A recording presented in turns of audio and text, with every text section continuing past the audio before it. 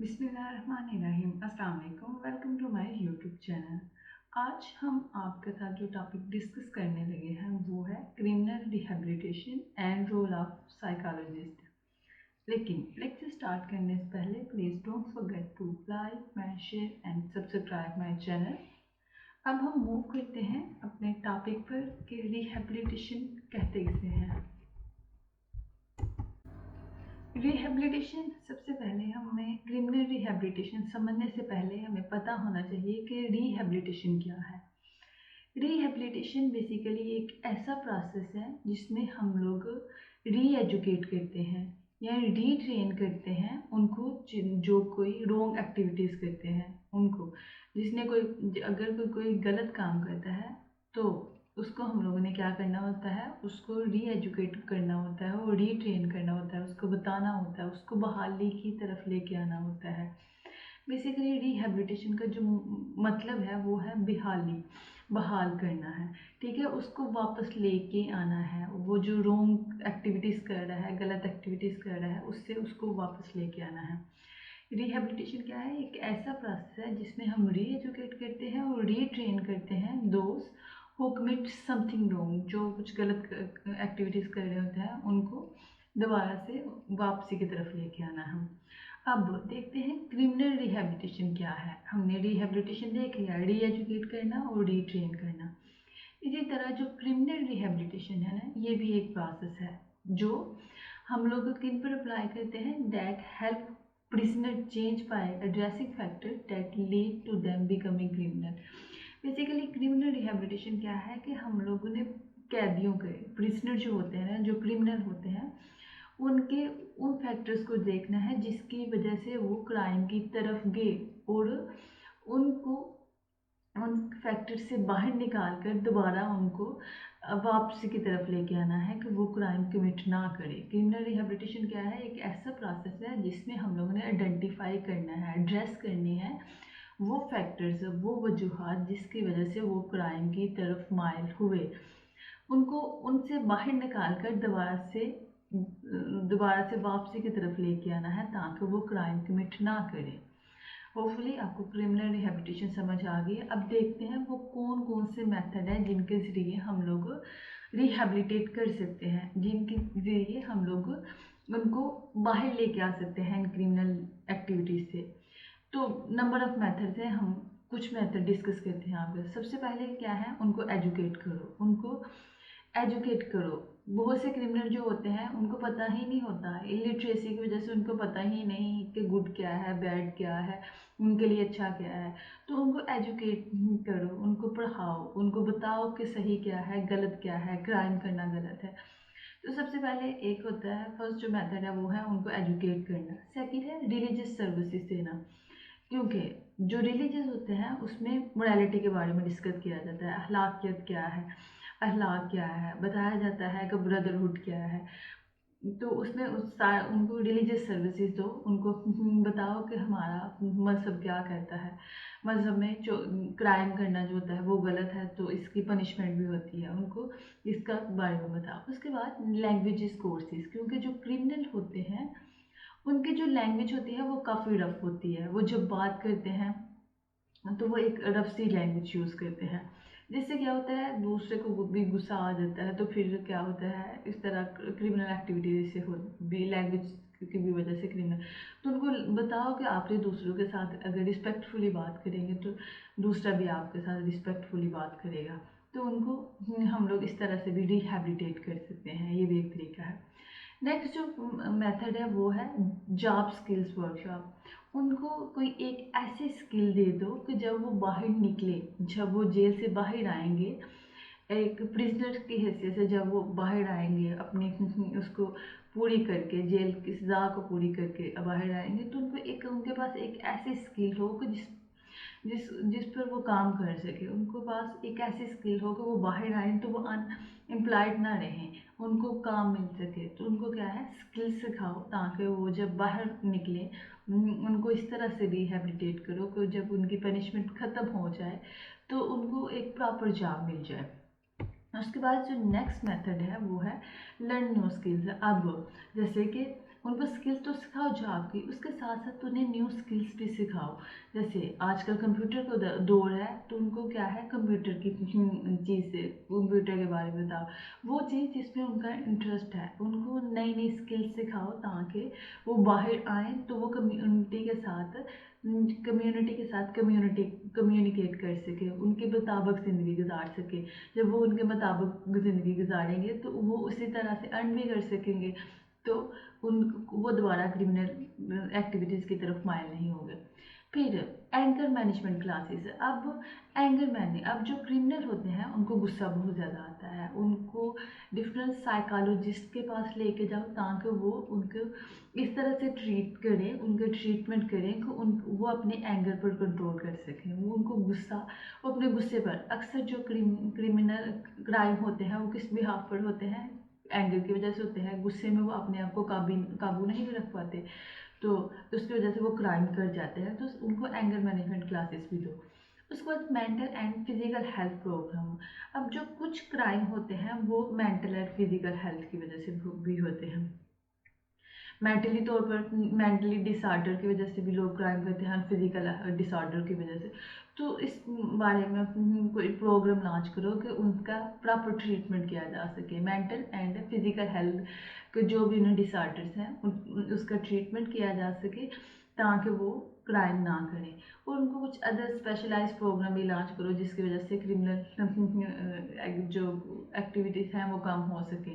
उनको अवेयर करो कि क्राइम करना ठीक नहीं है। कुछ स्पेशलाइज्ड प्रोग्राम ये थे मेथड रिहेबिलिटेशन के। एक क्रिमिनल को दोबारा से री एजुकेट करने का तरीका, ये उसमें से उसको रीट्रेन करने के, ये डिफरेंट मेथड है। हम इनमें से कुछ पर बात करते हैं डिटेल में। जो सबसे पहले क्या है, एजुकेशन कोर्सेज।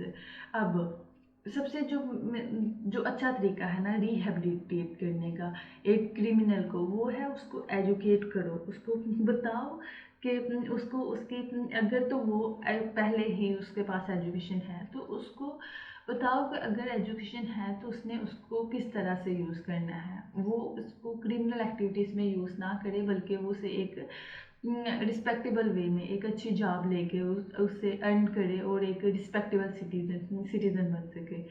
तो एजुकेशन भी, अगर उसके पास एजुकेशन नहीं तो उसको एजुकेशन दो ताकि उसको अच्छाई और बुराई में फ़र्क पता चल सके, उसको पता चल सके कि क्राइम क्या है और जो रॉन्ग एक्टिविटीज़ हैं वो क्या है। तो एजुकेशन बेसिकली जो है वो हेल्प करती है एक कैदी की inmate to make inform decision and keep them moving to wrong decision later in life. Basically education जो है ना वो हेल्प करती है प्रिजनर की, एक क्रिमिनल की को वो क्या है उसको बताती है कि सही क्या है गलत क्या है, उसे बताती है कि उसने आने वाली ज़िंदगी में कौन से डिसीजन लेने हैं जो उसके लिए बेहतर है और कौन से डिसीजन जो उसके लिए नहीं बेहतर। बेसिकली ये हेल्प करती है। ये जो एजुकेशन लर्निंग होती है ना रिहेबिलिटेशन, ड्यूरिंग रिहेबिलिटेशन में वो से एक सेकेंड चांस उसकी लाइफ में होता है कि वो अपनी लाइफ को बेहतरी की तरफ लेके जाए, ना कि उसे क्रिमिनल एक्टिविटीज़ में अपने आप को इंडल्ज रखे। ये था एक मेथड, एजुकेशन कोर्सेज उसे प्रोवाइड किए जाएँ, उसे दिए जाए। नेक्स्ट है रिलीजियस सर्विसेज दी जाएँ, क्योंकि रिलीजियस जो होता है, मज़हब होता है, उसमें बताया जाता है कि मोरालिटी क्या है और उसके साथ साथ मज़हब में क्राइम से ममानत की जाती है, एक तो उससे मना उसकी सज़ा भी रखी जाती है। जैसे कि हम इस्लाम में बात करते हैं तो डिफरेंट क्राइम की डिफरेंट सज़ा है। अब तो एक तो इस चीज़ का डर होता है कि क्राइम नहीं करना, दूसरा उस रिलीजियस जो होता है वो सिखाता है कि अखलाकियत क्या है, मोरालिटी क्या है, वो बताता है कि सही क्या है और गलत क्या है, वो बताता है कि ब्रदरहुड क्या है, किस तरह से दूसरों के साथ ट्रीट करना है। जब उसे आप एक प्रिजनर को रिलीजियस एक्टिविटी रिलीजियस सर्विसेज देंगे ना, रिलीजियस सर्विसेज जब देंगे तो वो उसके तरफ माइल होगा, वो बुराई से रुकेगा और अच्छाई की तरफ जाएगा। तो जिससे क्या है उसके जो मेंटल मेंटल डिसऑर्डर होंगे, या उसे किसी किस्म का स्ट्रेस आउट होगा, या उसे किसी किस्म का सोसाइटी पर गुस्सा होगा, वो उसका कम होना शुरू हो जाएगा। वो किसकी तरफ जाना शुरू हो जाएगा? अच्छाई की तरफ जाना शुरू हो जाएगा। उसमें फिर जो क्रिमिनल एक्टिविटीज़ होंगी, या फिर जो बैड उसके बिहेवियर्स होंगे, या फिर जो बैड हैबिट्स होंगी, वो कम होना शुरू हो जाएगी। तो इस तरह रिलीजियस जो होता है वो एक इम्पोर्टेंट, बहुत ज़्यादा इम्पोर्टेंस रखता है रिहेबिलिटेशन में। ये इसकी इम्पोर्टेंस को हम किसी तरह भी नज़रअंदाज नहीं कर सकते। तो ये थी रिलीजियस रिलीजियस जो एक्टिविटीज़ है वो बहुत ज़्यादा अहम होती हैं रिहैबिलिटेशन प्रोसेस में। नेक्स्ट जो है जॉब स्किल्स वर्कशॉप। अब क्या है जॉब स्किल? अब एक प्रिजनर जो है ना, वो मोस्टली जो क्राइम होते हैं वो क्यों होते हैं? लोग अनएम्प्लॉयड होते हैं, उनके पास खाने को कुछ नहीं होता, उनके पास इतने पैसे नहीं होते कि वो अपनी जो ज़रूरियत ज़िंदगी है उसको पूरी कर सकते। तो फिर वो उसको पूरा करने के लिए क्या करते हैं? कुछ रॉन्ग एक्टिविटीज़ कमिट करते हैं, चोरियाँ करते हैं, डकैतियाँ करते हैं, गलत तरीके से ब्लैक मेलिंग करते हैं। तो डिफरेंट डिफरेंट तरह के वो ना एक्टिविटीज़ करके पैसा अर्न करते हैं। तो क्या करना चाहिए रिहेबिलिटेशन में? जब वो ठीक है, उन्होंने क्राइम कर लिया है, अब वो प्रिजनर बन गए हैं, वो कैदी बन गए हैं, तो उनको कोई ना कोई एक्टिविटी, कोई ना कोई स्किल सिखा दो रिहेबिलिटेशन में, ताकि वो जब बाहर जाएं तो उनके पास कोई स्किल हो, ताकि वो सोसाइटी के साथ मूव ऑन कर सकें। Inmates who have the opportunity to engage in prison work program by incorporated has a easier time getting work once they have released। जब वो बाहर जाए तो उसके पास कोई ऐसी स्किल हो कि वो बाहर जाके उस पर काम कर सके, उसको पास कोई ऐसी स्किल हो कि उसको सोसाइटी का मुंह देखना ना पड़े, बल्कि उसे क्या हो कि वो उस पर काम कर सके और वो अर्न कर सके। रिहेबिलिटेशन का ये एक बेहतरीन वे होता है कि उसको क्या है, प्रिजनर्स को स्किल सिखा दो, ताकि वो दोबारा से गलत एक्टिविटीज़ की तरफ ना जाए, क्रिमिनल एक्टिविटीज़ की तरफ ना जाए, कि वो दोबारा से क्राइम करे।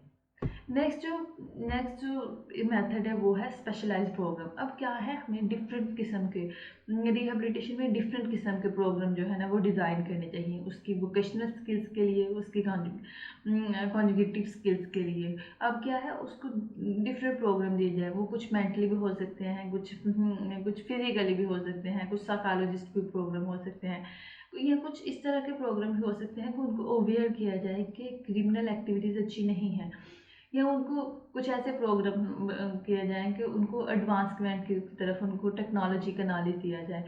डिफरेंट टाइप के प्रोग्राम जो है ना वो लॉन्च किए जाए, उनके साथ डिज़ाइन किए जाए, ताकि क्रिमिनल वो एक्टिविटीज से दूर होते जाएं। तो ये थे तरीके, ये मेथड थे रिहेबिलिटेशन के। हमने आपके साथ इम्पोर्टेंट इसके अलावा भी बहुत सारे मेथड हैं रिहेबिलिटेशन के। होपफुली आपको समझ आ रहा होगा। अब हम देखते हैं कि साइकोलॉजिस्ट का क्या रोल होता है। Role of psychologist in the criminal rehabilitation. हमने बात तो की कि मेंटल और फिजिकल डिसऑर्डर्स उनमें होते हैं, तो वो उनको किस तरह से रिजॉल्व करना होता है। तो इसमें रोल आ जाता है साइकोलॉजिस्ट का। साइकोलॉजिस्ट जो है वो क्रिमिनल रिहेबिलिटेशन में एक बहुत इम्पोर्टेंस की होती है। क्रिमिनल रिहेबिलिटेशन में साइकोलॉजिस्ट की इम्पोर्टेंस को हम नज़रअंदाज तो कर ही नहीं सकते ना। साइकोलॉजिस्ट की इम्पोर्टेंस को पढ़ने से पहले हमें साइकोलॉजी का पता होना चाहिए। साइकी किसे कहते हैं? अक्सर औकात हम सुनते हैं कि इसकी साइकी ठीक नहीं है। तो साइकोलॉजी किसे कहते हैं? हम आम उस लफ्ज़ को साइकी यूज़ कर लेते हैं, लेकिन होता क्या है साइकोलॉजी? साइकोलॉजी बेसिक क्या है? वो स्टडी है किसकी? माइंड और बिहेवियर की स्टडी है। इसमें उसके biological influences, social pressures and environmental factors that affect how people think, act and feel।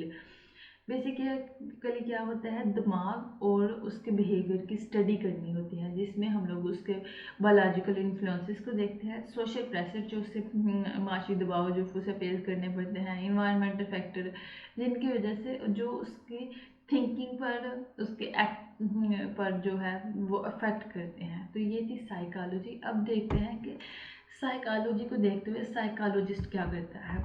Why people inside prison, कहते हैं कि लोग क्यों, why psychologist inside prison. Psychologist को अब क्यों रखा जाता है जेल में, साइकोलॉजिस्ट का क्या काम है जेल में, हमें देखना है कि साइकोलॉजिस्ट किस तरह से हेल्प आउट करता है प्रिजनर की। तो बेसिकली जो साइकोलॉजिस्ट होता है ना, study have shown that inmate participation in education, vocational and job training. अब वो क्या क्या हम लोगों ने देखना होता है, इससे बेसिकली स्टडी से क्या पता चलता है, उसकी साइकोलॉजिस्ट क्या है, वो देखता है कि उसकी उसकी एजुकेशन के बारे में, प्रिजनर की एजुकेशन के बारे में, उसकी जॉब ट्रेनिंग के बारे में, उसकी वोकेशनल ट्रेनिंग के बारे में, और प्रिजनर की स्किल्स के बारे में कि उसके पास कौन कौन सी स्किल्स हैं, और उसके साथ साथ उसमें देखता है कि उसमें कौन कौन सी बुराइयाँ पाई जाती हैं, ड्रग अब्यूसेस या और mental health and other treatment, और उसमें उसको कोई डिसऑर्डर तो नहीं है। वो बेसिकली साइकोलॉजिस्ट जो होता है वो सारी स्टडी कर रहा होता है, और फिर उससे देखता है कि क्या वो उसे फिर किस तरह से उस इन क्रिमिनल इन डिसऑर्डर, ये जितने भी उसके में ये जितने भी मतलब डिसऑर्डर्स हैं, या जो भी उसमें उसकी एजुकेशन, प्रिजन वगैरह, ये सारी जो है ना, वो किस तरह से वो इसे ख़त्म करके उसे क्रिमिनल एक्टिविटीज से दूर लेके जा सकता है। बेसिकली ये डेफिनेशन की है किसने, बॉबी स्कॉट ने, यूएस कांग्रेसमैन ने। वो कहता है कि साइकोलॉजिस्ट क्यों प्रिजनर में होते हैं, क्यों जेल में होते हैं, साइकोलॉजिस्ट का क्या काम है कि उसने स्टडी करनी होती है एक कैदी की, उसकी एजुकेशन के बारे में, उसकी वोकेशनल और जॉब ट्रेनिंग के बारे में, उसकी वर्क स्किल्स के बारे में, उसमें की ड्रग अब्यूज़ अगर कोई उसमें बुराई है मंशियात की तो उसके बारे में, मेंटल हेल्थ और अदर ट्रीटमेंट जितने भी हैं उनके बारे में। और उसके साथ साथ उसने देखना होता है कि हमें किस तरह से एक कैदी को इस क्रिमिनल एक्टिविटीज से दूर लेके जा सकते हैं, किस तरह से हम उसको दूर लेके जाके उसको एक अच्छे शहरी बनने में मदद कर सकते हैं। साइकोलॉजिस्ट का ये काम होता है कि उसकी साइकी के साथ खेलना होता है। तो अब role of psychologist in prison है, सबसे पहले करेक्शन करनी होती है और कम्युनिटी को री इंटीग्रेट करना होता है, किसके साथ, कैदी के साथ। उसको किसकी करेक्शन करनी होती है, क्रिमिनल की करेक्शन करनी होती है, एक एक प्रिजनर की करेक्शन करनी होती है, उसको बताना होता है कि ये जो क्राइम है ये ठीक नहीं है, तुम क्या करो, तुम कम्युनिटी के साथ री इंटीग्रेट करो, जब तुम कम्युनिटी के साथ री इंटीग्रेट करोगे तो तुम फिर ये क्राइम नहीं करोगे। नेक्स्ट जो क्या होता है, रिसर्च करनी होती है और डेवलपमेंट करनी होती है। रिसर्च करनी होती है कि अच्छा अगर तो ये इस तरह की एक्टिविटीज़ कर रहे हैं, क्रिमिनल एक्टिविटीज़ कर रहे हैं, तो इनको इनसे दूर किस तरह से लेके जा सकता है। उसके बाद उसकी स्क्रीनिंग की जाती है, उसको अगर कोई डिसऑर्डर है तो उसका ट्रीटमेंट किया जाता है रिहेबिलिटेशन में। उसको उसके अगर प्रेशर है किसी किस्म का तो उसको रिलीज़ किया जाता है, साइकोलॉजिस्ट क्या है उसको रिलीज़ करते हैं। उसके बाद उसकी मेंटल वेलबींग और उसको मेंटली तौर पर अगर कोई डिसऑर्डर है तो उसको भी उसके साइकोलॉजिस्ट जो होता है उसकी साइकी को चेक करते हुए उसका भी ट्रीटमेंट करता है। उसके साथ साथ जो जेल स्टाफ होता है उसको बताता है कि किस तरह से इसको डील करना होता है। ये होते हैं बेसिकली साइकोलॉजिस्ट के रोल प्रिजन में कि वो क्या करते हैं। अब देखते हैं रेसिडिज्म क्या है। रेसिडिज्म क्या है, रेसिडिज्म अगर आम लफ्ज़ों में समझाया जाए तो why people commit crime after rehabilitation. लोग रिहेबिलिटेशन के बाद भी क्यों कमिट करते हैं क्राइम।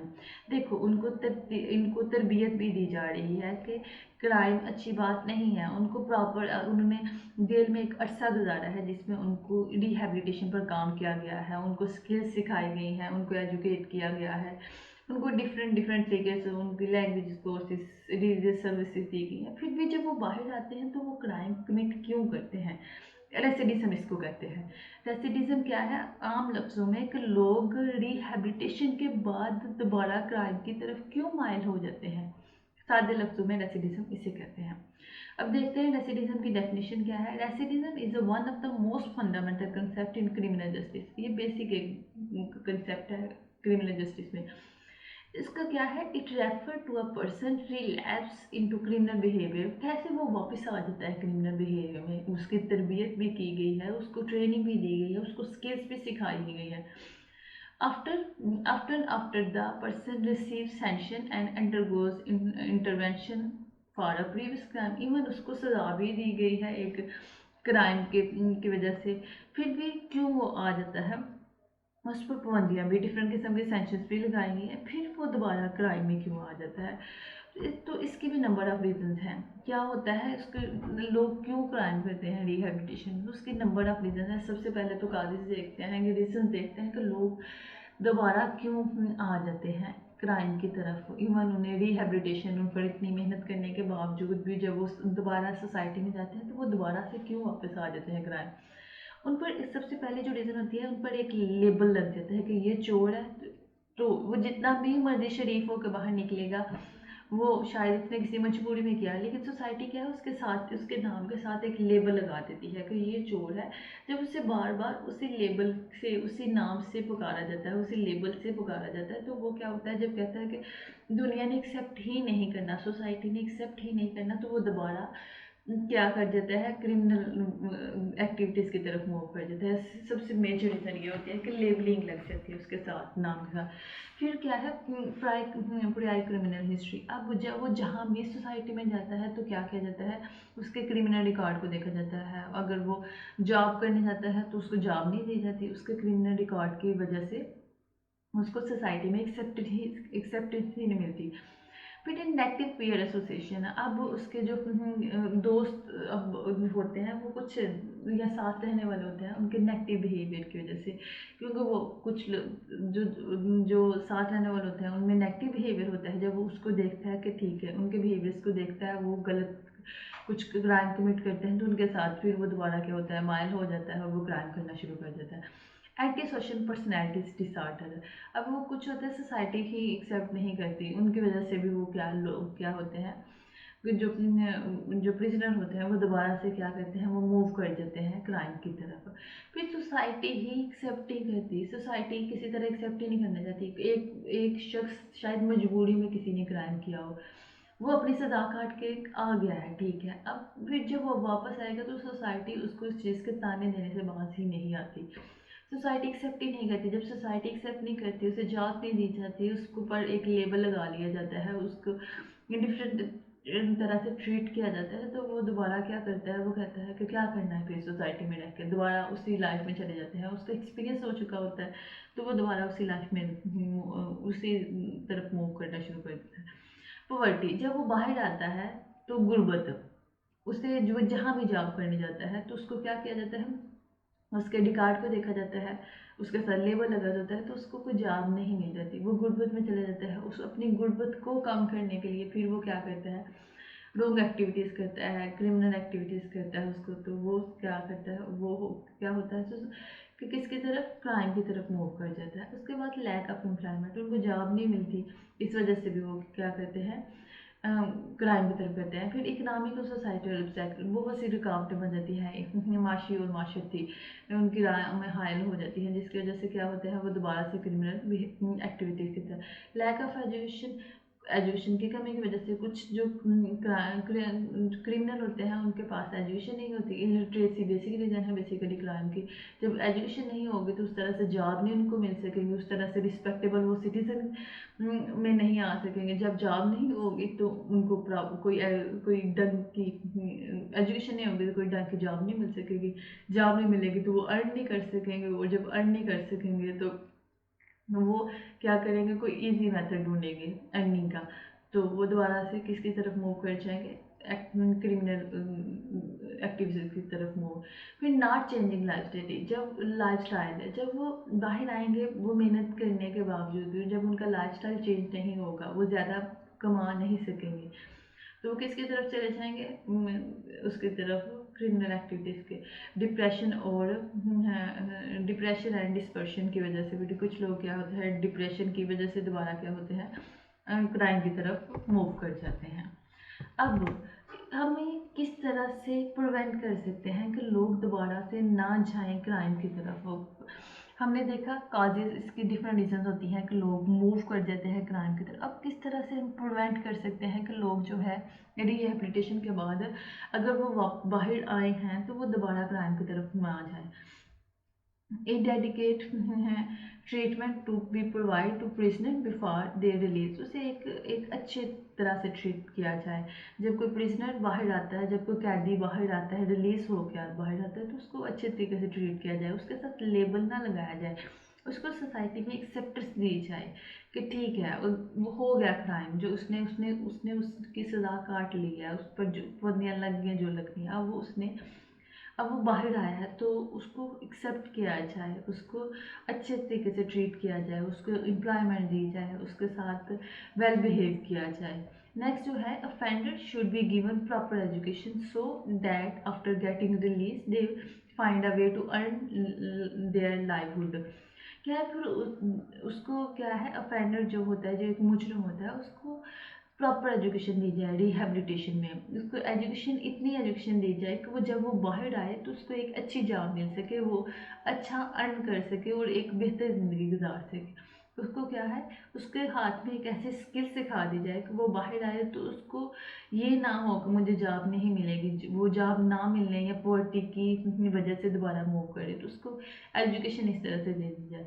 फिर सोसाइटी जहाँ हमें उसको क्रिमिनल को, जहाँ हमें एक क्रिमिनल को या ऑफेंडर को कुछ स्किल्स देने के साथ साथ सोसाइटी को भी, दूसरी तरफ सोसाइटी को भी देखना है कि सोसाइटी भी क्या है, एक्सेप्ट करे उसको, बेवजह लेबलिंग उसके साथ ना लगाए। सोसाइटी को भी चेंज करना है, उसका एटीट्यूड चेंज करना है toward offender, because criminal get born from society only, क्योंकि जो क्रिमिनल है वो सोसाइटी से ही पैदा होते हैं। कि सोसाइटी को एक्सेप्ट करना चाहिए, जब कोई अफेंडर या क्रिमिनल बाहर आता है जेल से, तो सोसाइटी को एक्सेप्ट करना चाहिए कि उसने जो क्राइम किया है उसको उसकी सज़ा मिल गई है, अब वो उसके साथ अच्छे से बिहेव किया जाए, वेल बिहेव किया जाए, ताकि उसको फील ना हो, ताकि वो दोबारा से उसी एक्टिविटीज़ की तरफ वापस ना जाए। सो ये था आज का लेक्चर, होपफुली आपको समझ आया होगा। अगर आपको किसी किस्म की कोई कन्फ्यूजन हो तो आप कमेंट बॉक्स में पूछ सकते हैं।